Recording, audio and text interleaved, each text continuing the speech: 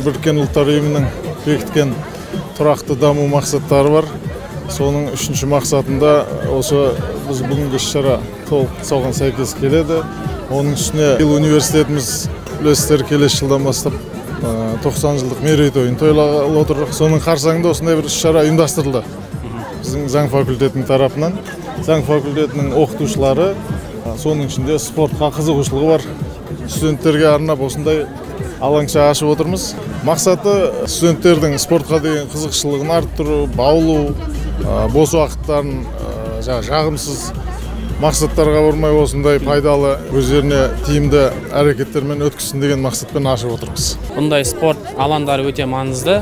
Осы универде оқып жатқан студенттердің барлығы көбінесе жатақханада жатады. Жатақханада жатқан балдардың қолдары бос болады. Сол уақытта дене шынықтырып, жаттығу жасайтын орындар болмаған еді. Құдайға шүкір, осы жылда воркаут жері ашылды.